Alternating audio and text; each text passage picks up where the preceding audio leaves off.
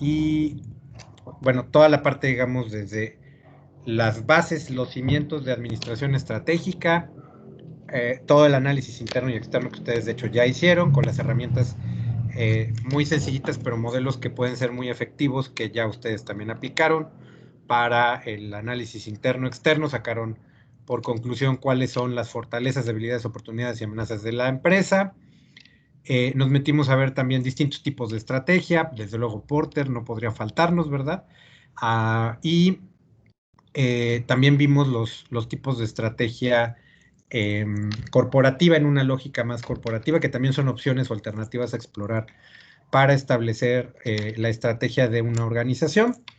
Y pues bueno, nada más me gustaría compartirles de manera muy general otro modelo de estrategia muy rápidamente, que no es como para el premio Nobel, ¿verdad? Ni mucho menos, pero que son herramientas, marcos de referencia interesantes para también entender distintos tipos de estrategia que se pueden hacer, y que es el modelo de Miles y Snow, que también durante cierto tiempo fue muy popular para entender y analizar los distintos tipos de estrategia que podemos tener. Después vino Porter y lo desbancó, ¿no? Como sigue siendo todavía pues uno de los principales puntos de referencia y gurú, digamos, de todo lo que tiene que ver con estrategia, aunque en realidad el expertise de Porter es la competitividad, y dentro de la competitividad está todo lo que está relacionado con la administración estratégica que hemos visto en este semestre, o en lo que va el semestre, en relación con eh, con estos modelos de referencia, digamos, que usa Porter para plantear los distintos tipos de estrategias, sobre todo desde el punto de vista o de los costos o de la diferenciación. Entonces, nada más quisiera checar un par de ideas con ustedes de la metodología del modelo de estrategia, cómo Miles y Snow, estos dos autores, tipifican o clasifican las distintas estrategias que puede haber en una organización en 4 tipos. Y después de eso, yo creo que la parte de los modelos, de cómo diseñar, también nos hemos metido un poquito como a desmenuzar la parte de los elementos clave para diseñar una estrategia. Hemos trabajado por ahí en algunos ejercicios. El examen creo que también estaba, el segundo parcial, muy orientado a eso. Y el caso que vimos en la clase anterior de Emilia, bueno, lo trabajaron hace 2, y la clase pasada nos dedicamos a aterrizarlo, pues está orientado a esa parte, ¿no? Entonces ahorita vamos a cerrar con Miles y Snow los tipos de estrategia, y vamos a empezar a hablar de ejecución, las poquitas clases que nos quedan del curso, para cerrar el último entregable que van a hacer ustedes en equipo, que es muy sencillito, no es para presentar, que se genera y se carga nada más. Que exactamente en qué consiste eso lo vamos a terminar de aterrizar la próxima semana. Tiene que ver con pensar en la ejecución de la estrategia, y a eso nos vamos a empezar a referir en la clase de hoy. Pero bueno, en relación con los modelos de estrategia y con estas otras alternativas que, por ejemplo, plantean Miles y Snow, hay 4 tipos de estrategia, o digamos que las estrategias que posiblemente pueda establecer una organización, también buscando una ventaja competitiva, pero sobre todo Miles y Snow se fijan mucho en el tipo de entorno y en el tipo de ambiente que tiene la organización y que rodea a la organización, ¿no? Y cómo reaccionar, el tipo de ambiente, de entorno, cómo es la industria también, y en qué etapa de desarrollo, o en qué nivel de desarrollo en su ciclo está la industria en general, ¿no? Si está apenas iniciando, hay algunos sectores o algunas industrias que están iniciando. Por ejemplo, yo diría que muchos sectores dentro de lo que son tecnologías de información, para explotar más algunas aplicaciones, por ejemplo, cuanto a comunicación o interacción con otras personas, como podría ser esta, que es Teams, que como ustedes sabrán y ya se habrán dado cuenta, tiene muchas limitaciones y podría hacer otras cosas. Zoom, que a lo mejor está más avanzada, pero ese sector dentro de la industria de TIs probablemente está en una etapa de inicio, ¿no? Y todavía van a venir muchas etapas o muchas fases y muchos años para crecer. Hay otras como por ejemplo la industria de las cafeterías en México está en crecimiento. O sea, ya hay un buen pedazo del pastel, pero está avanzando. Hay industrias que están completamente estables y defendiendo lo que tienen, y hay unas industrias que van para abajo, ¿no? Entonces depende también un poco como del ciclo de vida y en dónde están instaladas, ubican Miles y Snow, pues el tipo de estrategia, ¿no? Que básicamente puede tener una organización, y de ahí salen estas cuatro que son las exploradoras, las analizadoras, las defensivas y las reactivas, ¿no? Y entonces podríamos ahí ubicar de repente distintos tipos de estrategia. Por ejemplo, están las estrategias exploradoras o las compañías que siguen hoy una estrategia más exploradora. Yo creería que probablemente, sobre todo empresas del sector de tecnologías de información y comunicación, apps, etcétera, algunas están dependiendo del tipo de aplicación, etcétera, pues están en una etapa inicial. Y, por ejemplo, el negocio tecnológico es un entorno muy dinámico que está cambiando, está creciendo mucho, hay mucha competencia, hay muchas propuestas en el mercado y en el sector de distintos nuevos productos, servicios, etcétera. El mercado también es muy demandante, entonces probablemente una estrategia o una compañía en este sector siga una estrategia exploradora que implique innovar, arriesgarse. Por ejemplo, en una estrategia exploradora seguramente vamos a tener muchos impulsores más de diferenciación, seguramente, porque implica innovar, implica crear una diferencia. Y ¿qué otras alternativas se nos ocurren que le podemos meter al Teams o al Zoom para hacerlo más interactivo y más enriquecedor y menos inestable? Y ese es como todo un reto que, por ejemplo, puede tener la industria, ¿no? Al Teams o a cualquier otra, Zoom o lo que sea. Y ahí hay mucho, mucho que hacer, y seguramente la organización no va a trabajar en capacidades que sean de moverse poquito, de muy conservadoras o muy controladoras, ¿no? Sino más bien, y tampoco yo creo que en una lógica de costos, si tratamos de cuadrar con Porter. Entonces, una estrategia exploradora que probablemente tenga elementos, líneas de acción estratégica más de innovación, de tomar riesgos, de probar en nuevos mercados, de hacer muchos pilotos de distintos prototipos o versiones de nuevos productos y servicios, de empezar a explorar nuevos nichos, nuevas oportunidades de negocio, de crecer, etcétera, etcétera, ¿no? Yo creo que, por ejemplo, eh, aunque llevamos cierto tiempo dando clases en línea antes de la pandemia, ¿no? Pensando un poco en un sector de negocio, y aunque desde marzo al menos en México y en otros países en América Latina, en el mundo, pues hemos explotado mucho más este tipo de tecnologías, tanto para las clases como para oficina, ¿no? Juntas virtuales que son como muy comunes. Pues a lo mejor ya hay mucha gente que ha aprendido a usar lo que hay, pero lo que hay probablemente tenga muchas limitaciones y hay muchas quejas de lo desconectado que de todas maneras estamos unos con otros, porque no nos vemos, porque es difícil como mantener una comunicación estable, por mil razones, ¿no?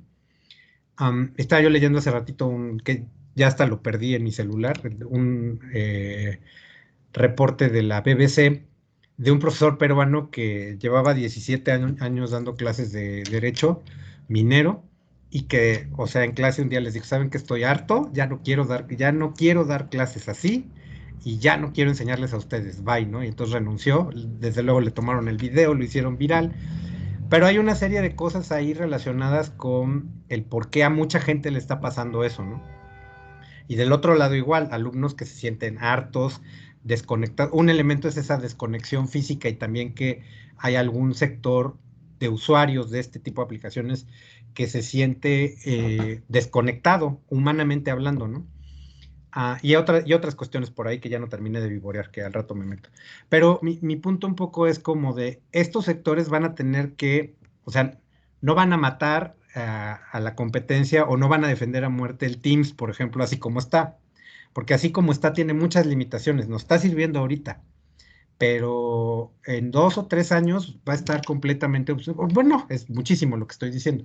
El próximo año seguro va a estar obsoleto, así como está en un entorno dinámico. Alguien más saca una idea para enriquecer la experiencia del usuario. Entonces hay muchas empresas en este tipo de sectores que probablemente estén jugando con una estrategia exploradora de crecer, de innovar, de arriesgarse, ¿no? Mercados que son lo opuesto, industrias que están muy estables y que incluso van bajando un poquito o que están teniendo muchas presiones también, por ejemplo, pensemos en este escenario de pandemia, como a lo mejor pudieron ver en algunos tipos de examen a quien le tocó el Círculo K y el Oxxo y el 7-Eleven, o sea, esa industria probablemente hoy está siguiendo más en este 2020 una estrategia defensora porque aunque, por ejemplo, Oxxo tiene el 80% del mercado y los demás, el 7-Eleven debe de andar ahorita entre el 9 y el 11%, según los cálculos, Círculo K está tratando de avanzar y empujar un poquito más del 4 o 5% que ahorita tiene. Ahorita no, digamos, es un entorno en donde hay que defender lo que hay, ¿no? No perder clientes. Oxxo se está cerrando, a pesar del pedazo de mercado gigantesco que tiene y a pesar de que el consumo en las tiendas relativamente no se está afectando, pero hay varios elementos en el ambiente económico que de todas maneras está ejerciendo cierta presión, ¿no? Oxxo ahorita no va a jugar, si no lo hizo teniendo todo el poder y todo lo que la tendencia hacia arriba en el mercado, pues no se va a arriesgar, no va a innovar, no va a querer hacer como cosas muy novedosas que además ni siquiera está en su ADN de empresa, va a defender lo que tiene, ¿no? Le va a seguir apostando a la estabilidad, a seguir manteniendo control y orden, a cuidar las tiendas que le queden, que sigan vendiendo bien, que no haya robo hormiga ni robo externo, ¿no? A mantener a los clientes actuales más en el rollo de la eficiencia en el que siempre ha jugado y entonces sería una estrategia un poquito más defensora. Y yo creo que la industria en general, nadie va a hacer grandes apuestas no es el momento para hacerlo, quizá para planearlo, esa es otra historia, pero hoy es muy difícil a lo mejor hacer este tipo de apuestas. Y si en general la industria va a ser muy estable, pues las empresas, e incluso va en descenso, pues las empresas probablemente tengan un tipo de estrategia más de mantenimiento, de eficiencia, de control, de orden y probablemente más orientada al costo. Ahora, hay estrategias analistas dentro de esta tipología también de Miles y Snow, que sería un poco como híbridas. Es decir, hay una industria muy grande que es muy estable, pero que también está cambiando. Hay ciertos nichos o ciertos sectores de mercado que van a demandar cosas nuevas, no todo el mercado, no toda la industria, y entonces hay que mantener como un equilibrio entre mantener el pedazo de pastel que más dinero nos está dando a ganar, mientras empezamos a jugar con un nuevo escenario, con un nuevo modelo de negocio, etcétera. Todo lo que discutimos la clase pasada con la famosa Emilia es probablemente o son elementos que tendrían que ver con una estrategia analista, es decir, un poco un híbrido. Cuidemos a las señoras que quieren los descuentos mientras probamos y vamos desarrollando en los próximos 3, 4 años un concepto, un modelo de negocio exitoso, también identificando dónde está el mercado y qué quiere ese mercado, más de experiencia, todo lo que platicamos la clase pasada. Pero estamos haciendo un poco las dos cosas al mismo tiempo. Por ejemplo, yo diría que una estrategia analista de este tipo es una estrategia que ha hecho Walmart en los años anteriores y otros negocios, otras empresas que están en el retail, sobre todo a raíz de que el negocio Amazon lo empezó a empujar afuera de las tiendas, ¿no? Pero todavía, y en mercados, por ejemplo, como el mexicano, pues hay muchos clientes en las tiendas todavía pero se están empezando a mover. Además, yo diría que la pandemia en el mercado mexicano ha empujado fuera de las tiendas otro pedazo que habría que medirlo y habría que tener datos duros el próximo año. Pero yo digo que un pedazo con esta situación de emergencia que tuvimos sobre todo de marzo a mayo, se salió de las tiendas y empezó a comprar en línea, ¿no? Y pues Walmart, como hemos platicado anteriormente, pues ya tenía un avance en esa parte, digamos, de desarrollo creativo, este, de tecnología, de mejorar la experiencia del cliente. Yo en lo particular, por ejemplo, empecé a comprar en Walmart en línea apenas con la pandemia y de abril para acá ha cambiado muchísimo la forma como hacen las cosas Walmart y han avanzado mucho en aplicaciones, en comunicación, en la forma en la que llega el producto. Claro, a lo mejor no era tampoco el volumen que al principio había de pedidos, que a lo mejor los hacían más lentos, ahorita está un poquito más o mucho más estable la situación, pero hoy te entregan mucho más rápido. Pues la verdad es que el servicio de quien viene a traer las cosas es buenísimo y me evito las caras y los disgustos en la tienda, ¿no? Etcétera. Y ahí, pues bueno, la tienda, la empresa en general, pues tiene más bien una estrategia analista y es un poco como el caso que veíamos también de Emilia, ¿no? Este híbrido, este mixto que representa mantener una parte del negocio que nos da de comer, pero también empezar a crear y a desarrollar otro u otros modelos de negocio que nos puedan ayudar a aterrizar y a ser exitosos en un nicho que está creciendo y va a crecer mucho en el futuro, ¿no? Y la última categoría que identifican Miles y Snow es la reactiva. Y en pocas palabras podríamos decir que es más bien una empresa que no tiene una estrategia y que lo que hace es reaccionar a los trancazos que ve hacia atrás, que ve en la industria, a, a las situaciones que le van pasando, pero en realidad no tiene un plan definido de qué competencias, de qué capacidades necesita construir para que la empresa funcione, para que eh, genere o se creen ventajas competitivas. Que yo diría que hay un montón de empresas que tienen más bien ese enfoque reactivo, es decir, nomás reaccionan a lo que va pasando en el ambiente, pero en realidad no tienen una, y bueno, de eso hay 50,000. Bueno, entonces básicamente con esto concluiríamos los tipos de estrategia. Nada más quise añadir un poquito esta parte de Miles y Snow, que es muy relevante.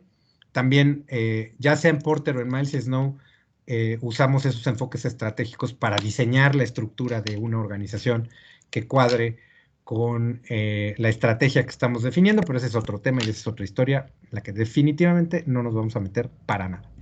No sé si hasta aquí tengan alguna duda, algún comentario con esta parte de Miles y Snow. ¿Hasta aquí vamos bien? Profe, Perfecto. ¿puede poner un ejemplo de la reactiva?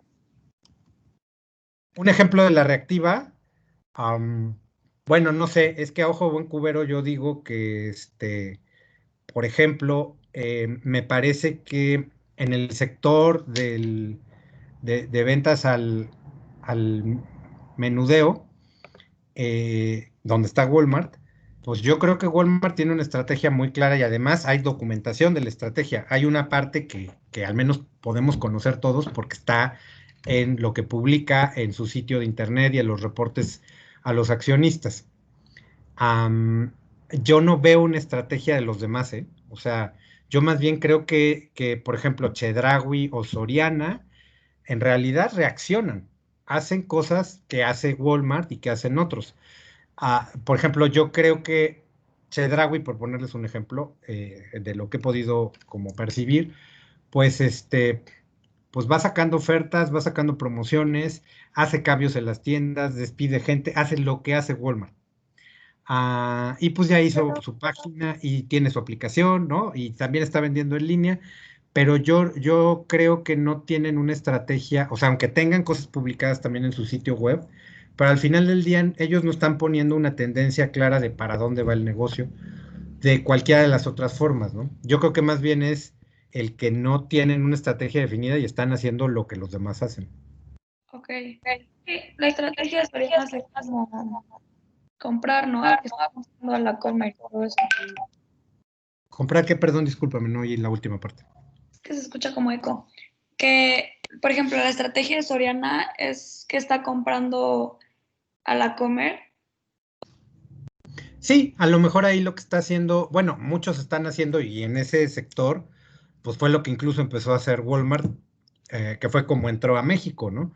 A través de integración horizontal y haciendo adquisiciones. Walmart compró la joya de la corona que había del retail en ese momento, que era Aurrera, y todo lo que Aurrera había desarrollado, que la verdad también en su momento los Arango, que eran los dueños de Aurrera, hicieron de la empresa un negocio muy exitoso.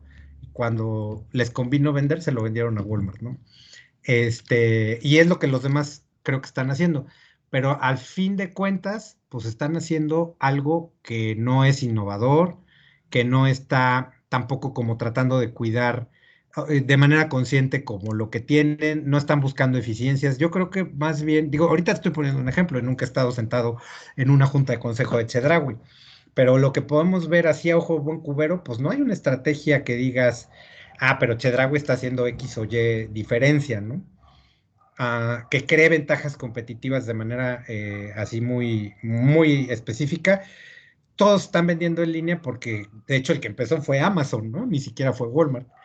Pero de alguna manera, pues son empresas que yo creo que lo que hacen más bien es reaccionar y no tanto el tomar la iniciativa o definir para los próximos 4 o 5 años lo que queremos hacer es X o Y, ¿no? Lo que sea, y lo que también cuadre o dependa de su entorno y lo que los clientes quieren, y en base al PESTEL, etcétera, ese tipo de cosas. Yo lo vería un poco así, ¿no? Por poner un ejemplo. No sé si con eso quedó más o menos claro o no tanto. Y Sí, profe. perfecto, gracias, Marta. Bueno, entonces hasta aquí dejaríamos la parte de los modelos de estrategia, los distintos tipos de estrategia, y bueno, yo creo que de estrategia se van a escribir muchas cosas todavía en el futuro. Hay un montón de cosas extras. Les voy a, bueno, lo voy a comentar la próxima clase, pero también hay otro libro que tenía planeado dejarles otro reporte de lectura, pero yo creo que ya es demasiado ahorita. Y sobre todo porque ya no tenemos como tanto tiempo. Sin embargo, les recomiendo que lean un libro que está en la plataforma de Henry Mintzberg y otro autor, am, que se llama Safari a la Estrategia, que es un poco como Henry Mintzberg, que está medio loco y la verdad es como medio excéntrico, pero que me parece un profesor muy brillante canadiense que da clases actualmente en la Universidad McGill, y que eh, prácticamente también el expertise que tiene Mintzberg, que es en planeación estratégica y en estrategia, y entonces él aborda también una serie de modelos de estrategia y de distintos tipos de estrategia que, bueno, con calmita y para quien quiera profundizar en el tema, pues también le puede echar un ojo. Sobre todo en el primer capítulo del libro, él hace como un desglose de los distintos tipos de estrategia que identifica en una organización, y que a lo mejor también para profundizar vale la pena meterse en las ideas de Mintzberg. Pero de momento ahí le voy a dejar tantito esta parte, porque si no, nunca vamos a acabar. Y me interesa mucho meterme en la parte de la ejecución. Si vemos todo el proceso de administración estratégica del que hemos estado platicando desde principios del curso, bueno, tenemos la parte más conceptual, que tiene que ver con identificar los cimientos de la organización, los cimientos ideológicos con la visión, misión, valores, afinarlos, hacer que cuadren, que estén bien orientados los tres, y que nos permitan tenerlos identificados con mucha claridad para después comunicarlos, cosa que ustedes ya lo trabajaron. Todo el análisis interno y externo. Sobre eso, establecer objetivos estratégicos bien definidos que sean SMART. De ahí vendría la parte de diseñar la estrategia en relación con dónde estamos parados hoy, de acuerdo a cómo lo hemos venido trabajando. Ya la tenemos, ya la comunicamos, padrísimo, y entonces podemos hacer varias cosas, ¿no? Una puede ser lo que le pasó a este señor Agustín Rey, de acuerdo al caso que revisamos de Emilia, empezar a ejecutar. Y en la ejecución podemos llegar a tener un montón de problemas. Y entonces hay que entender también la lógica y la dinámica de la ejecución, porque puede ser que tengamos una muy buena estrategia y muy bien pensada, y que salga mal no funcione y que incluso lleguemos a experimentar no solo descalabros, sino pérdidas considerables por una mala ejecución. Que también ese es todo un tema, yo creo que podría ser el tema de una materia de todo el semestre, particularmente, o al menos de la mitad del semestre. Pero la ejecución es muy importante y es algo en lo que en las organizaciones nos hemos metido a tratar de entender y desmenuzar. Yo diría también que los gerentes, los directores están poco preparados, muchos de ellos, no digo que todos, no tienen muchas capacidades de ejecución.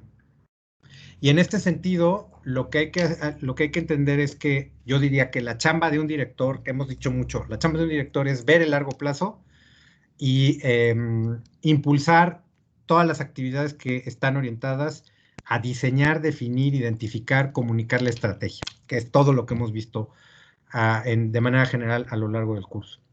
Eso por un lado. Pero por otro lado tiene que estar en la ejecución, ¿no? O sea, una responsabilidad es tener un pie en la estrategia y otra en la ejecución.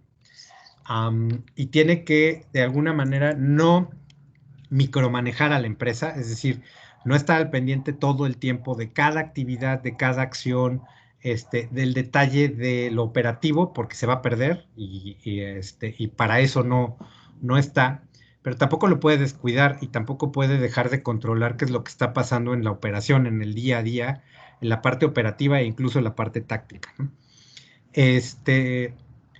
Y ahí de repente es donde nos perdemos. Hay directores que no les gusta para nada meterse en este mundo terrenal de la ejecución. Pero es muy importante también estar al pendiente, no exagerarle como el presidente López Obrador, que se quiere meter en cada detalle y entonces no tiene la menor idea de la estrategia, porque yo creo que eso es parte de lo que le pasa. Pero tampoco es como tener una estrategia y no saber qué es lo que está pasando o no trabajar en que la gente adecuada esté ejecutando lo que se definió en particular en la estrategia. Y esa parte es muy importante. Porque la propia estrategia, como vemos en la diapositiva que tenemos ahorita, ¿no? Implica desarrollar competencias, desarrollar capacidades, tener nuevos recursos, implica manejar presupuestos, porque el presupuesto va a estar diseñado en adquirir recursos, en invertir en desarrollar a la gente para que la estrategia funcione, en definir el detalle de las políticas y procedimientos que van a hacer que lo que dice la estrategia opere, muchos, en identificar mejores prácticas, buenas prácticas para cada área, para cada tipo de actividades en el negocio. Implica manejar información, refinar los sistemas de información que tenemos, tener un chorro de reportes y ahí nos podemos perder entre tanto reporte. Pagarle a la gente de acuerdo a lo que definimos en la estrategia. Entonces hay que cambiar sistemas de pago de recompensa de acuerdo a los objetivos estratégicos y no dejar los viejitos que seguro no están alineados y que a lo mejor siguen pagando bonos o recompensas por cosas que no le van a agregar valor a la organización. Cambiar la cultura, crear un ambiente de trabajo, todo lo que ven ahí. Eso tiene que ver con la ejecución. Si eso no está funcionando bien, olvídense de la estrategia. No tiene ningún sentido tenerla súper bonita, definida, conceptual y muy visual como las que ustedes han estado haciendo en algunos ejercicios a lo largo del tiempo, si no va a funcionar en la práctica. Ese es el problema de la ejecución. Y por ejemplo, un estudio que hizo la revista Fortune hace 20 y tantos años, como 23, 24 años, a fines de los 90, eh, eh, identificó a través de varias entrevistas con directores y con CEOs de empresas en Estados Unidos, creo que fue del año 99, si mal no recuerdo, que de las que tienen estrategia, porque pensemos en las estrategias reactivas que describimos ahorita de Miles y Snow, hay un chorro que no tienen estrategia, entonces ejecutan lo que pueden y lo que siempre han ejecutado desde que a lo mejor fundaron o no tienen una estrategia bien articulada. Pero los que sí la tienen, menos del 10%, lo que descubrieron en la muestra de las entrevistas que realizaron, menos del 10% de las estrategias que están bien formuladas y definidas se pueden ejecutar de manera eficaz. Es decir, el 90% o un poquito más de las estrategias fracasan. Eso se encontró hace 20 y tantos años, a lo mejor esta historia ya cambió, no he visto ningún otro artículo ahorita, o a lo mejor anda como por ese nivel la ejecución, pero en general la ejecución siempre ha sido un problema. Aún teniendo una buena estrategia, hay un montón de cosas que pueden salir mal y que tienen que ver con algunos elementos que vamos a empezar a revisar, ¿no? En general, la ejecución tiene que ver con algunos problemas en general, que es, pues la gente nunca se enteró de la estrategia, ¿no? Entonces, pues, ahí está definida, se le explicaron a los accionistas, pero la gente no la conoce. Los gerentes intermedios, los supervisores y todos los demás en la organización jamás han oído hablar de ella. O se presentó alguna vez en una cena de Navidad, en un convivio, pero nadie le puso como muchas ganas y nadie la entendió, nadie la vendió bien. Ese es un problema que también ese mismo artículo de Fortune describía de por qué la estrategia no funcionaba, ¿no? A 60% de las empresas tienen la estrategia, pero nunca alinearon todo lo demás, políticas, procedimientos, no cambiaron sistemas de información, no capacitaron a la gente, y seguían haciendo lo mismo. Pues obvio, ¿cómo va a funcionar de esa manera una estrategia, ¿no? Otra es que el 85% de los gerentes senior, subdirectores y directores vivían en la operación. Eh, y nunca estaba alineada la operación con la estrategia. Entonces, a lo mejor ellos la conocían perfecto y participaban, pero seguían haciendo lo mismo y nunca discutían la estrategia. Pero al decir discutir la estrategia es en juntas y en reuniones ver que la estrategia cuadra con la operación, con los planes, con los proyectos, con los programas, y entonces integrarla dentro de las juntas o las discusiones, pues, si acaso 1 hora por mes, ¿no? Y en general, pues una mala comunicación, digamos, de la estrategia para todo mundo. Si no la comunicamos, pues menos la van a, ¿no? Menos la van a entender. Por eso decíamos un poco y trabajamos en ese énfasis al principio del curso de redefinir, plantear muy bien misión, visión, valores, porque no se van a quedar en el póster y en la página web, porque las vamos a estar utilizando todo el tiempo.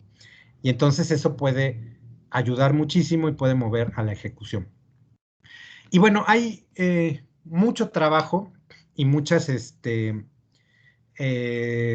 obras y mucho trabajo conceptual, libros, etcétera, propuestas, modelos que van orientados a la ejecución. A mí uno de los que más me ha gustado, que además lo aprendí en la práctica trabajando, es decir, me tocó recibirlo en mi formación profesional en una empresa y luego utilizarlo para formar a otros gerentes, es el de las 4 disciplinas de la ejecución, que ya tiene sus años, es de este siglo, digamos, pero ya tiene sus años, y uno de los autores es el hijo del autor de los famosos 7 hábitos de la gente altamente productiva, que es el fallecido, recientemente fallecido, no tiene mucho, Stephen Covey. Y Sean Covey y otros autores, el hijo de Stephen Covey, es uno de los que se mete, digamos, como a explorar la parte de la ejecución. Y Covey y otro señor que se apellida McNessie y Holling, son 3 autores, proponen, digamos, 4 disciplinas, es decir, 4 cosas en las que hay que trabajar, que son muy prácticas, y ahorita vamos a ver en las clases que nos faltan un panorama muy general de esas 4 disciplinas de la ejecución, como para asegurarnos de que las cosas van a funcionar de a de veras. Son 4 elementos clave que ahorita vamos a empezar a explorar, y lo que proponen estos autores es, uno, centrarse en lo extremadamente importante, es decir, establecer prioridades y enfocarse en una cosa a la vez, o en 2 o en 3. Pero cada vez que tienes una nueva prioridad, el éxito en lograrlas se reduce hasta llegar a 0. Hay por ahí una ley interesante que plantean en las 4 disciplinas de la ejecución, que me parece importante explorar. Ahorita vamos a ver un video donde uno de los autores, que es el señor Magnesi, nos va a presentar este esquema, un panorama general de las 4 disciplinas de la ejecución. Otra es, dice, tomar acción sobre medidas de predicción, que es un poco aprender a utilizar 2 tipos de indicadores de desempeño o de KPIs, Y generalmente, digo, ahorita lo vamos a desglosar un poquito más cada una de las 4. De hecho, ustedes lo van a trabajar. El último entregable que van a hacer tiene que ver con estas 4 disciplinas de la ejecución. Cuando dice tomar acción sobre las medidas de predicción es en términos muy generales, pero necesito meterme más a detalle a sondear esto y probablemente este es el más importante a trabajar de las 4 disciplinas de la ejecución y el que le va a dar mayor éxito y mayor sentido a manejar la ejecución. Hay que desarrollar indicadores de desempeño, pero los que de a de veras van a mover las cosas. Porque muchos directores y muchos gerentes se fijan en cierto tipo de indicador que solo sirve para regañar a la gente de que no hemos llegado al resultado, pero no para tomar decisiones para movernos a la acción y lograr que las cosas se den, ¿no? Esto lo voy a explicar un poquito más a detalle, pero digamos que en términos generales el 2 consiste en usar los indicadores adecuados para mover el desempeño. 3 es, ellos proponen tener un tablero convincente de resultados. A lo mejor aquí se pueden utilizar muchos elementos de otra metodología que también tiene mucho que ver con la estrategia, que desde luego nunca íbamos a poder ver en este curso por tiempo, sobre todo, pero que a lo mejor ustedes ya lo han visto en otra materia, que es el Balance Scorecard. Y que, pero bueno, en general es un tablero en donde todo el mundo pueda ver los resultados de cómo vamos en relación con las prioridades. Que no nada más lo tenga el gerente, sino que sea muy visible para todos los empleados por departamento, por área, por sucursal, global de toda la empresa, dependiendo también del tamaño de la organización. Porque también la gente tiene que ser consciente de cómo vamos y entender que la semana pasada nos fue terrible en X indicador de desempeño y que esta semana le tenemos que dar la vuelta. Tenemos que hacer lo que no hicimos o no logramos. A lo mejor hicimos muchas cosas, pero no nos fue bien. Entonces, tenemos que a lo mejor tomar decisiones por equipo de trabajo, por jefe y colaboradores directos y a nivel incluso macro en la organización para tomar decisiones y movernos en el muy corto plazo hacia la ejecución. Por supuesto, todo conectado con la estrategia, que es de largo plazo. Por eso insisto que el director se va a mover en 2 mundos. El de la estrategia que hemos discutido, que es el de largo plazo, pero tiene que ver el del corto plazo para ver que las cosas estén pasando como dice el plan, que tienen que ir pasando semana con semana. No nos vamos a esperar 4 años para ver que funcionen las cosas, como veíamos más o menos en el caso de Emilia. Y el cuarto, en términos muy generales, ellos lo proponen como mantener una cadencia de rendición de cuentas. Es decir, definimos prioridades poquitas. Tenemos indicadores de desempeño correctos, clave, para empujar la ejecución.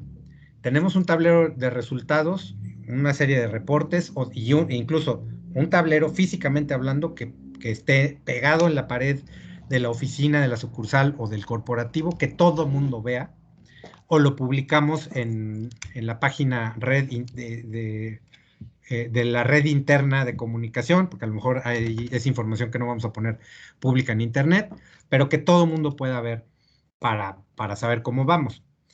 Y el cuarto es, vamos a discutir el desempeño, equipo por equipo de trabajo, por departamento, el director con los otros directores, al menos una vez a la semana, para ver qué es lo que está pasando.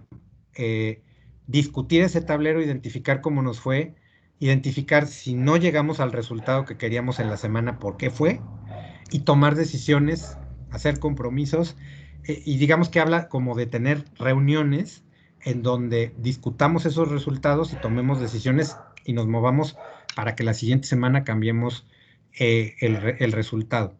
Es hacer al menos, de acuerdo al modelo que proponen estos autores, una reunión por semana para, al menos, para poder discutir qué está pasando, cómo vamos, etcétera, etcétera. En términos muy generales, esas serían las 4 disciplinas de la ejecución, que desde luego implica desglosarlas o desmenuzar en algunos otros elementos clave estas 4, ¿no?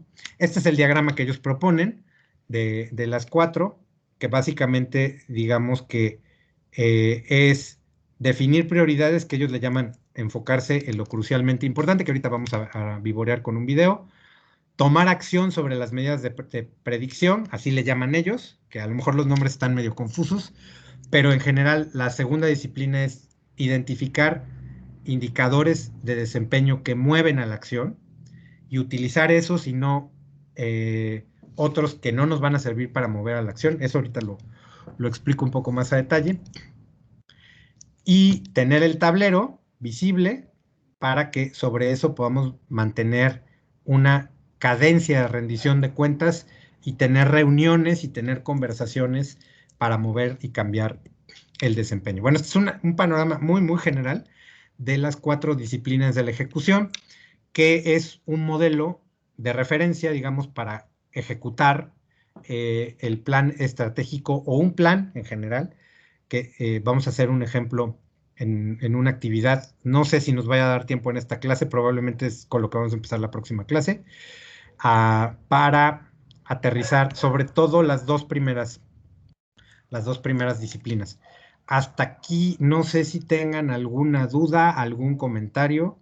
Hasta aquí vamos bien. O sea, todavía me falta explicar más cosas, pero ya se me perdieron, ahí siguen, etcétera. Todavía no voy a renunciar como el maestro peruano, pero, o sea, nada más como para saber cómo vamos con el tema.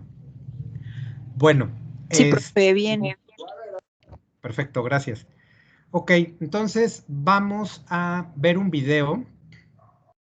Espero no se me pierdan, ¿eh? Entonces sí necesito que porfa se enfoquen, no se me distraigan, o sea, vean el video y no se me distraigan de la pantalla viendo el video. Ahorita les voy a poner el enlace. El video está en Moodle, pero de todas maneras les voy a poner el enlace en el chat de Teams. Y es un video que es un poquito largo, entonces no vamos a verlo todo ahorita de jalón. Y que trata de explicar, todo dura 17 minutos, ahorita vamos a ver 8, nada más los primeros 8, hasta donde lleguemos en esos 8 minutos, pero que vamos a empezar a avanzar un poquito como en un poco más de detalle de lo que ahorita he tratado de explicar de las 4 disciplinas de la ejecución.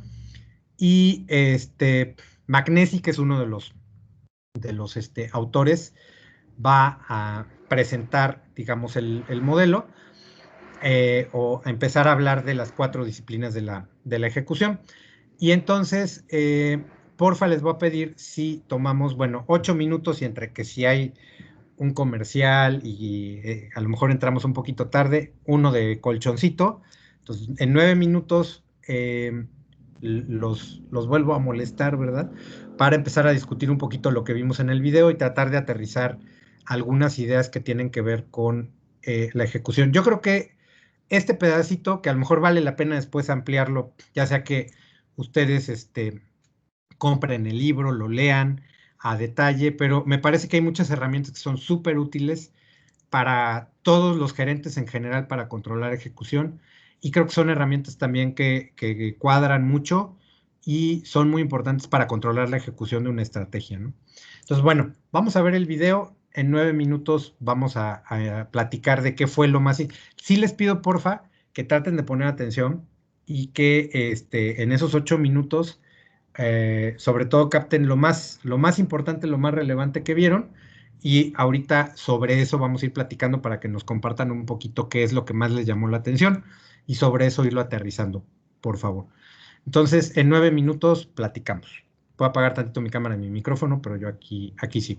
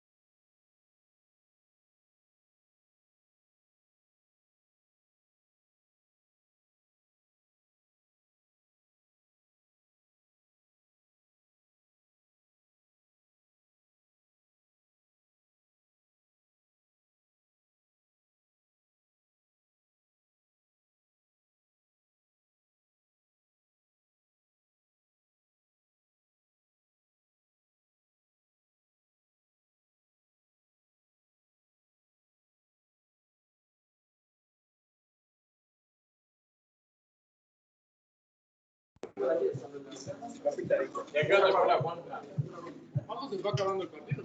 Bueno, cuando fuimos a ver un México-Perú, ¿cuándo tú?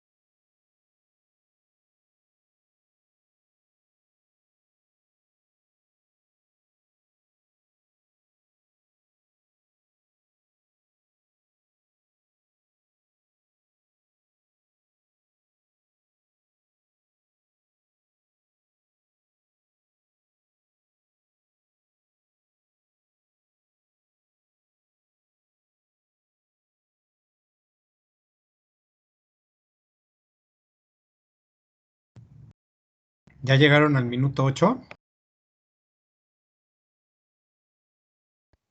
Ya, profe.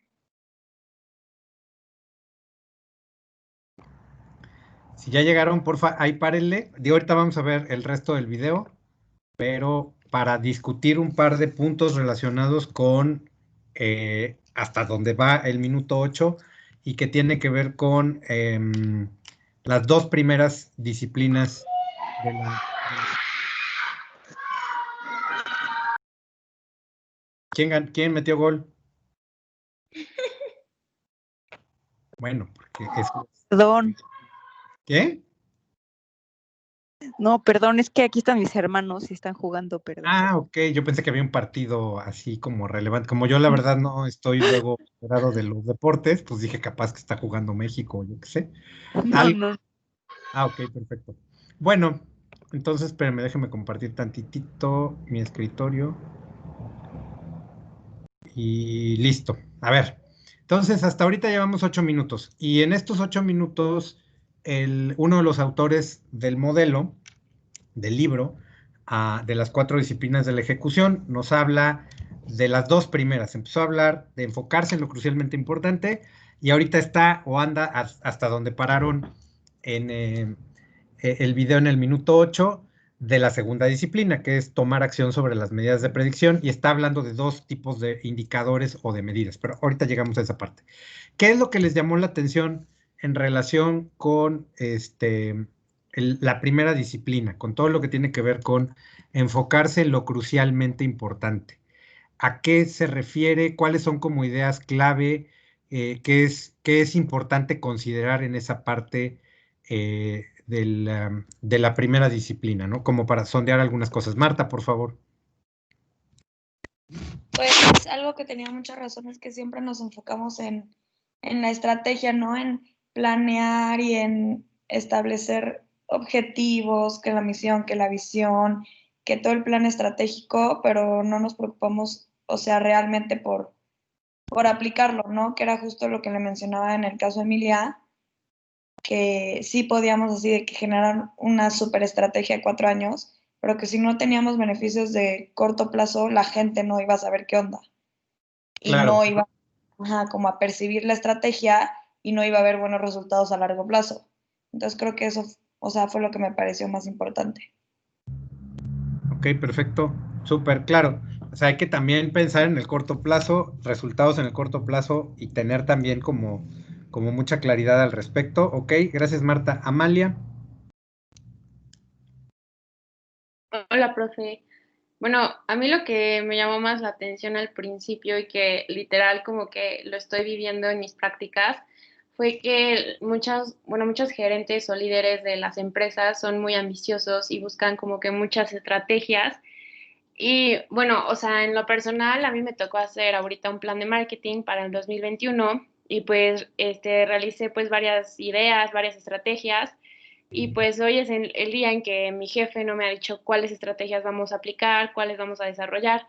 Entonces, pues siento que también lo que decíamos antes de que la mayoría de las estrategias pues no se implementan. Entonces, siento que la verdad lo estoy viviendo porque pues, o sea, mi jefe no le da importancia a todas esas estrategias que la verdad en lo personal siento que son buenas, pero pues no sé, o sea, tendrá sus cosas y así, pero pues creo que no lo está aplicando. Ok, claro. O sea, de repente tenemos 1000 cosas, 1000 estrategias, pero ninguna, la verdad, le estamos dando como el énfasis adecuado o no estamos ubicando de las 50,000 cosas que a lo mejor son buenas ideas, que habla de las buenas ideas el video también. Ajá, ¿cuál es la que vamos a hacer? ¿O cuáles? ¿Cuántas de esas?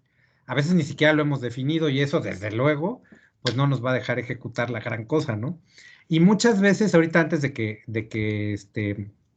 le demos la palabra a Triana, muchas veces hay un problema con un tipo de gerente y un tipo de director que es micromanejar, que es de repente estás tan metido en los detallitos de la operación, tienes que ir a 20,000 juntas, tienes que revisar un chorro de reportes, tienes que hacer reportes para todo el mundo, que no tienes tiempo para definir prioridades y que no identificas las grandes prioridades que son importantes para realizar y pues la gente anda perdida y hace lo que puede. Esa es la realidad en muchas ocasiones de muchas empresas, pues desde luego con una ejecución así, pues no vamos a llegar muy, muy lejos que digamos, ¿no? Ok, muchas gracias, Amalia. Triana. Que a mí lo que me pareció interesante fue lo de las tareas, que si repartes 2 o 3 tareas a, bueno, a tu equipo de trabajo, es muy probable que esas 2 o 3, bueno, ajá, o sea, esas 2 o 3 tareas o esos 2 o 3 objetivos sí se cumplan. A que si les delegas, o bueno, les asignas, no sé cuántos eran, 3 o 4, no sé cuántos eran, y después 11 o 20, no me acuerdo bien el número, pero, o sea, aquí lo interesante es que luego volvemos a lo mismo, o sea, como los directores son muy ambiciosos y como que no se dan cuenta que, bueno, yo preferiría que se cumplieran 2 o 3 bien, a que, o sea, yo asignara 11 o 20 y no se cumpliera ninguno. O sea, yo creo que eso sí pasa muchísimo. Totalmente de acuerdo contigo. Y sí, pasa muchísimo, sin duda alguna. Que en el video los autores lo identifican, bueno, y en el libro lo identifican como la ley del retorno disminuido, ¿no? Que es conforme vayan creciendo las prioridades, más que tareas, es lo segundo que después dijiste, Triana, son objetivos. Y cuáles de los 1000 objetivos que queremos lograr es la prioridad, ¿no? Entonces, que eso se va a traducir en tareas, sin duda alguna, después. Pero de todo lo que hay que hacer, si tú le vas a decir a tu equipo de trabajo, aquí estamos hablando en una lógica por equipo, a nivel toda la organización, pues también, ¿no? Pero, ¿cuáles son las prioridades del equipo de directores? Si un director general le dice a sus directores que la prioridad son 15 cosas, no vamos a hacer nada, ¿no? De acuerdo a esta ley del retorno disminuido, porque la gente no se va a enfocar en 15 cosas, se va a enfocar en 3, 4, y ya 4, una la medio va a ser. Conforme Sí, le va. exactamente. O sea, y luego también, o sea, interviene el factor humano, que obviamente si te asignan 11 tareas, o sea, te empiezas a bloquear y dices, no, o sea, no voy a poder. Te empiezas a bloquear y te empiezas a confundir, ¿no? Con por dónde empiezo, cuál de las 11 cosas no pueden ser importantes, ¿no? Cuando tú me dices, a ver, ¿cuál es la prioridad? Pues ta. Espérate, no pueden ser todas esas, ¿no? Si te estoy diciendo, ok, hay 11 objetivos que alcanzar, dime cuáles son la prioridad. Si tú me vuelves a decir que son las 11, estamos mal.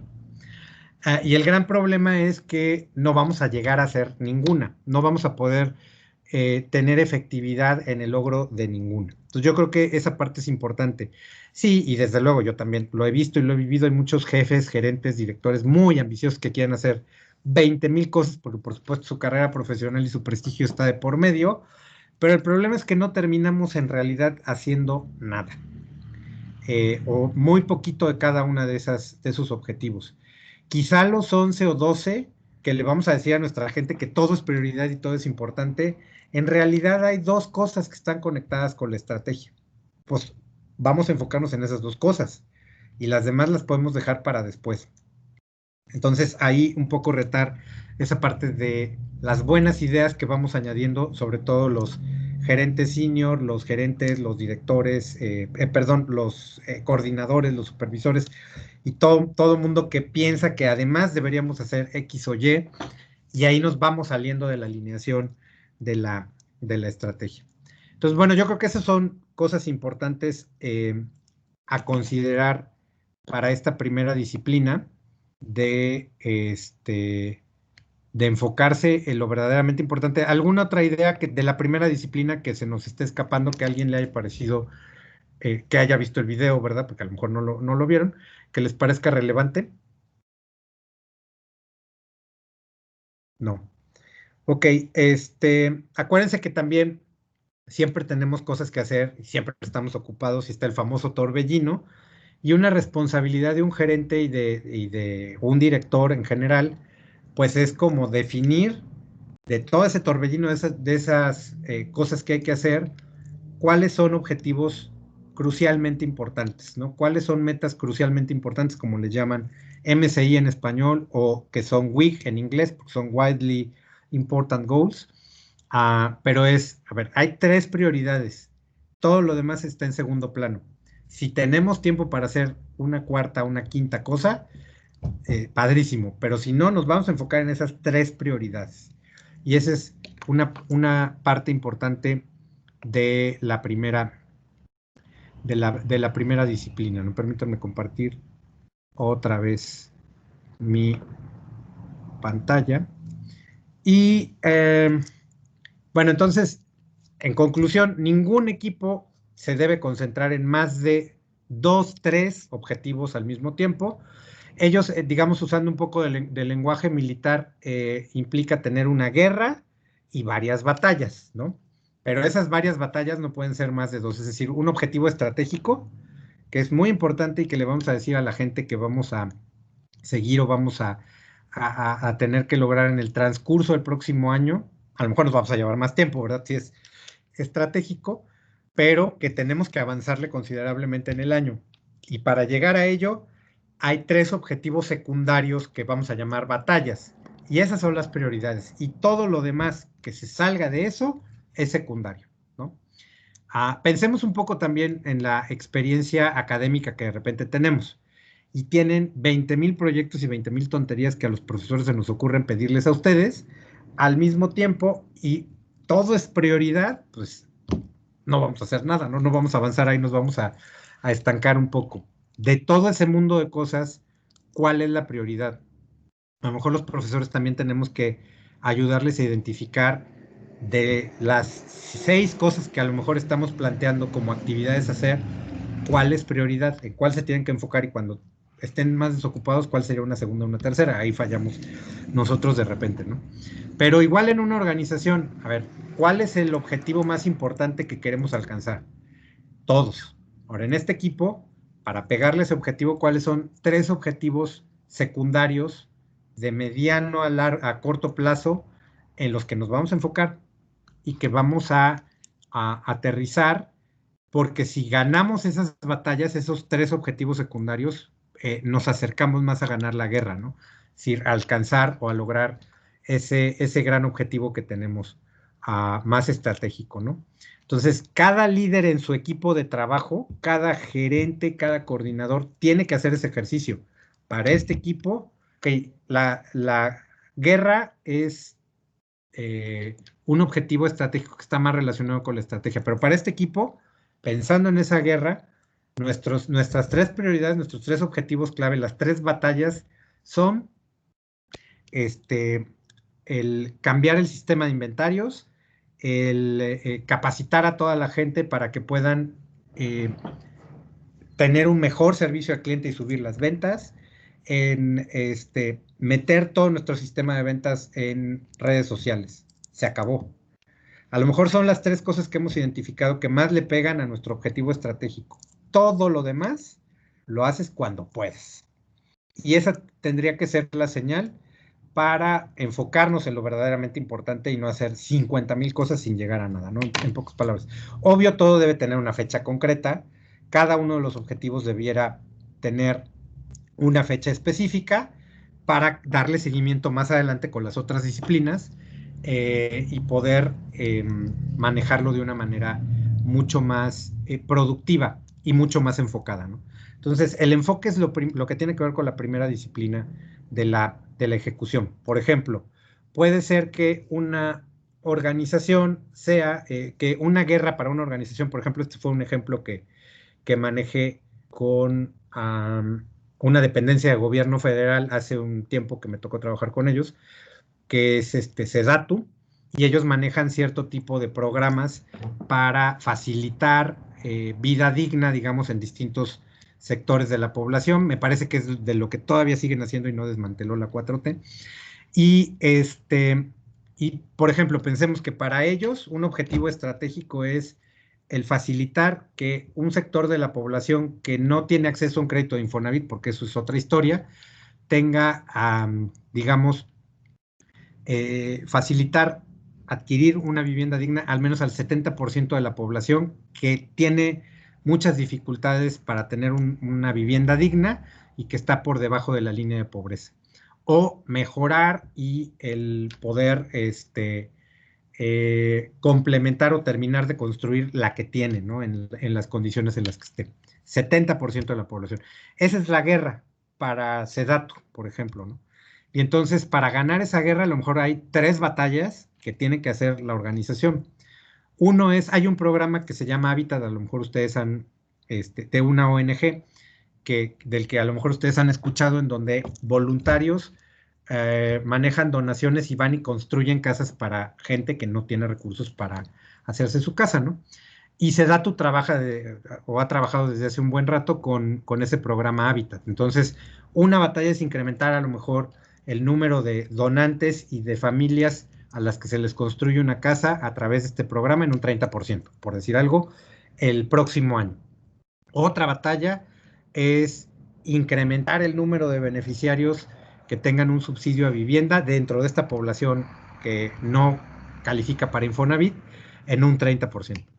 Y controlar gastos administrativos y programas de subsidio en un porcentaje específico que a lo mejor podamos determinar en un 15% el próximo año. A lo mejor son 3 cosas que son la prioridad, 3 batallas, ¿no?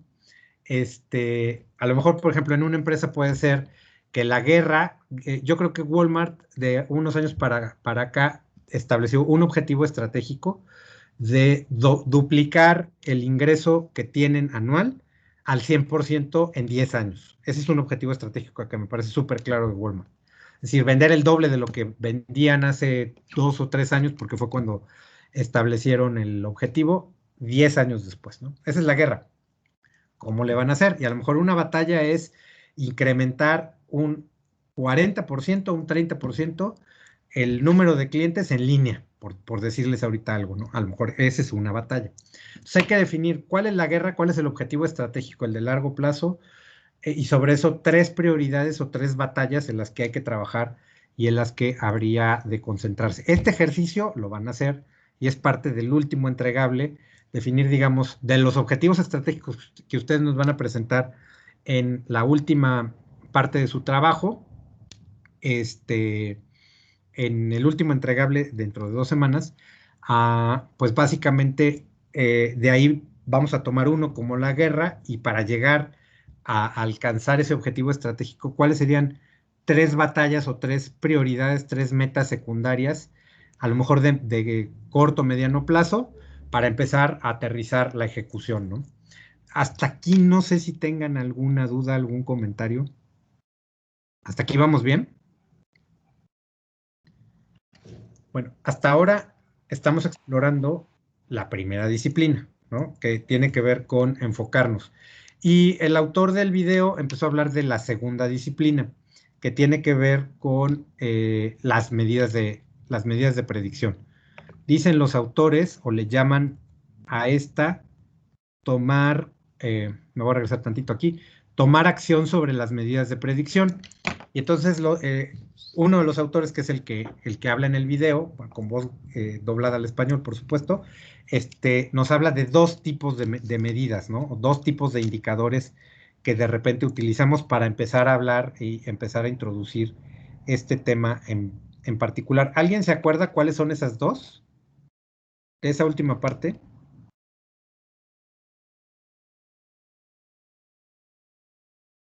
Y empezó a poner como algunos ejemplos el autor. Creo que yo, profe, una era que tuvieran que ser influenciables, pero se me está olvidando la otra. Ya es la noche, profe, perdón. Ay, no te preocupes. Está muy bien, no te preocupes. Hay unas que son influenciables. Predictiva. ¿Perdona? Y predictiva, ¿no, profe? Ajá, medidas de predicción, que son las que podemos influenciar. Y ya hay otro tipo de mediciones, digamos, o de indicadores que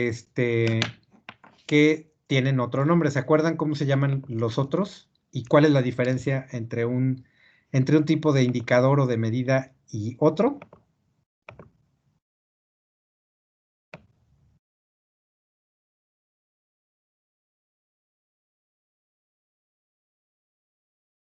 No, ¿verdad? Bueno, básicamente, esto es bien importante que lo podamos entender. Y espérenme tantito, déjenme abrir una diapositiva.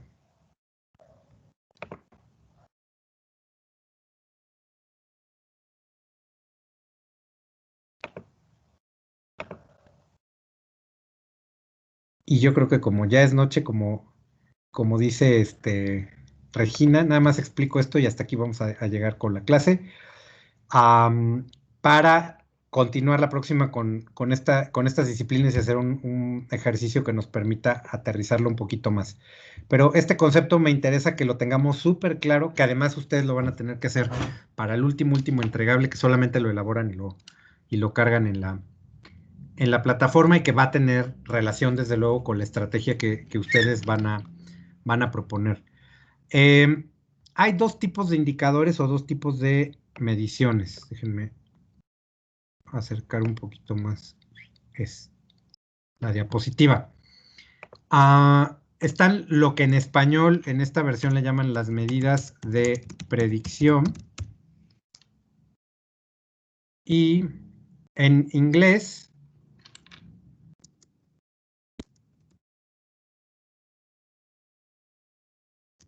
le llaman las lead measure.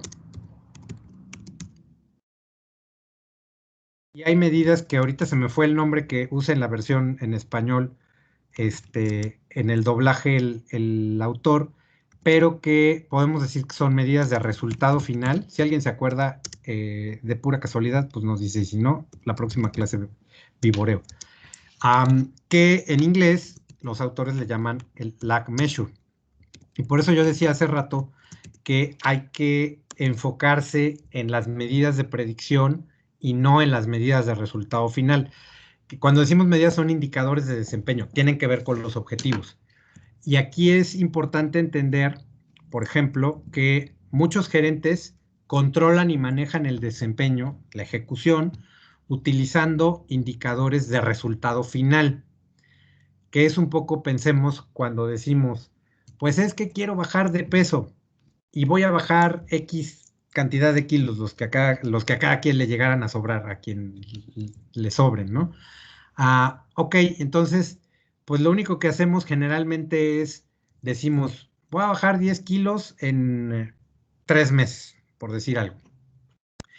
Y cada semana te pesas y cada semana tu peso está igualito, ¿no? Pasa un mes, tu peso está igualito o hasta ya subiste 1 kilo más, ¿no? Cosas así por el estilo. Y pues es que con la pandemia como más y estoy como en el nervio, etcétera. Ok, y entonces te regaña tu coach o tu nutriólogo porque ¿cómo es posible que el peso siga igual, no?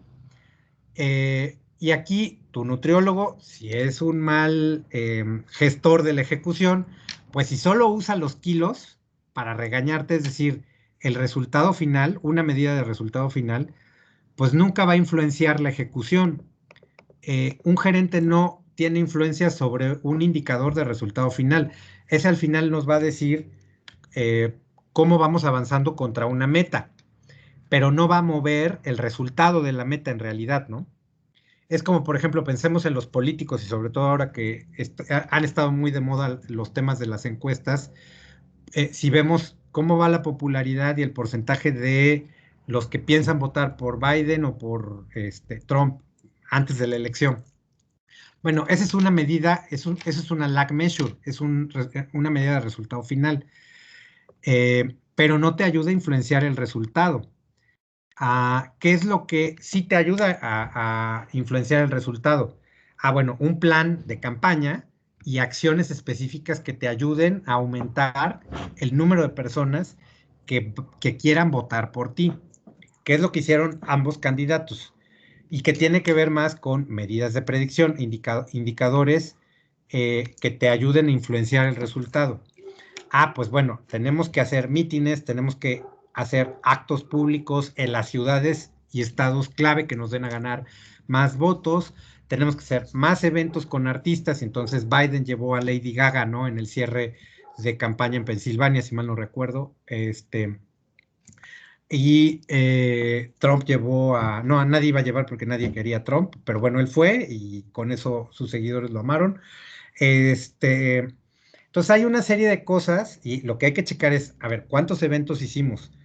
¿Cuántos spots estuvimos bombardeando? ¿Cuál es la presencia que teníamos en redes sociales? ¿Cuántas propuestas hicimos a la gente? Etcétera, ¿no? ¿A cuántos líderes de opinión convencimos que hablaran por nosotros y lo hicieron en una semana o en 2? Esas actividades me van a permitir construir medidas de predicción y esas son las que voy a usar para mover la ejecución, no el porcentaje de gente que quiere votar por mí. no los kilos que ya tuve que haber bajado. Eso es perder el tiempo usando esos indicadores, los de resultado final. Más bien, tenemos que usar medidas o indicadores de predicción, que también les llamamos indicadores de proceso. Es decir, ejemplo, ya con esto voy cerrando la clase. Puede ser que tengamos un objetivo y ese objetivo sea el incrementar las ventas en, mi dislexia, perdón, en un 15% para el último trimestre del año, de lo que vendamos. Ok, esa es la meta. Y ver el porcentaje de incremento en ventas comparado con el trimestre anterior, esa es una medida de resultado final. Esa no me va a servir para empujar la ejecución o para manejar la ejecución. En inglés le llaman lag measure, porque generalmente lag es un atraso, ¿no? Es un retraso como el jet lag, cuando de repente alguien viaja al otro continente y entonces trae este efecto del retraso en el uso horario. Y le ponen así porque generalmente cuando vemos la medición del resultado final, siempre estamos atrasados, ¿no? En kilos, en o en ventas. Pero bueno, este es un indicador de resultado final. ¿Qué es lo que tenemos que identificar en un plan operativo o táctico? ¿Qué nos va a llevar a incrementar 15% de las ventas? Ah, bueno, pues nos va a llevar, por ejemplo, pensemos, dependiendo del tipo de artículo o productos que vendamos. Para lo mejor, volantear.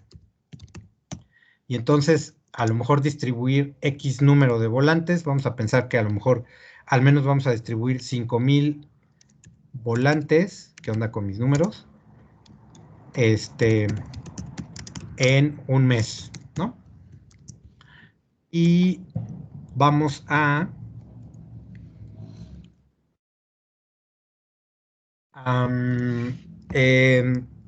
por ejemplo, subir promociones 3 veces al día en Facebook y en Instagram, ¿no? Por decir algo. Ok. Y X cosas más. Vamos a visitar a 10 clientes nuevos por semana, etcétera. Entonces hay una serie de actividades que son parte del plan para incrementar las ventas. ¿Qué es lo que tenemos que hacer? Establecer medidas o indicadores para ver cómo avanzamos con las actividades, que en consecuencia, si están bien planteadas, nos van a llevar al resultado final o al objetivo que queremos alcanzar, ¿no? Entonces yo lo que tengo que checar es el número de volantes que hemos distribuido por semana o por día. No me voy a esperar al mes para ver cómo hemos avanzado en esos 5,000 que a lo mejor tenemos que distribuir. Tengo que ver el número de publicaciones por día que estamos haciendo o que hemos hecho en cada una de las semanas. Este es el indicador o estas son las medidas de predicción. Es decir, yo predigo que si volanteamos 5,000, distribuimos 5,000 volantes, que si subimos 3 publicaciones diarias en Facebook y en Instagram, que si visitamos 20 clientes nuevos a la semana, pues entonces vamos a incrementar las ventas en un 15%. Por eso es una medida de predicción. Es sobre las actividades que hay que hacer. Y estas son las que hay que definir y estas son las que hay que usar para controlar el desempeño. En una reunión, en una junta para manejar el desempeño, esto es lo que hay que revisar, no cómo van las ventas, no cuántos kilos hemos perdido o por qué hemos incluso ganado kilos, ¿no? A eso se refiere con las medidas de resultado final y las medidas de predicción. Y las lead measure, que son más de proceso, son más sobre las actividades que hay que hacer o sobre el plan que hay que definir, esas son las que hay que utilizar y las que van a mover, las que sí tienen influencia en el desempeño. Y sobre esas son las que vamos a trabajar en la próxima clase, en un ejercicio con la que vamos a empezar la clase y luego meternos un poquito más en las otras 2 disciplinas viendo el resto del video. Hasta aquí no sé si tengan alguna duda, algún comentario. Hasta aquí está entendible lo que hemos visto de estas 2 disciplinas. Profe. ¿Sí? Sí, o sea, sí está entendible y todo, pero creo que es muchísima información. Entonces, si puede compartirnos como su presentación o algo así para repasarla por si las dudas, porque sí es mucha información. No, yo sé, por supuesto que o sea, estoy tratando como de ir aterrizando algo, pero sí, claro, yo les comparto la presentación, de todas maneras está el video y bueno, no hemos terminado, ¿no? Todavía, pero para irlo digiriendo y también irlo aterrizando, bueno, y más adelante a lo mejor yo les recomendaría leer el libro, no para este semestre, no para este semestre, son algunas herramientas que a ustedes les van a servir mucho para manejar la ejecución específicamente de un equipo de trabajo, de sus empresas, de las organizaciones que ustedes van a manejar cuando sean gerentes o que ya son gerentes y que a lo mejor sean muy relevantes. Bueno, hasta aquí vamos a dejar la clase y entonces nos vemos, primero Dios, el martes a las 7 para continuar con esta discusión y ya entonces podamos descansar un poco. Y bueno, yo les comparto en un ratito la presentación también, como señalaba Marta. Pues muchas gracias a todos, que tengan excelente fin de semana, excelente puente, traten de descansar algo y nos vemos el martes, primero Dios, a las 7. Que la pasen muy bien, cuídense. Gracias, profe. Hasta luego. Gracias, Nos profe. vemos, profe. Adiós. Adiós, Gracias. cuídense. Gracias, profe. Profe. Nos vemos, bye.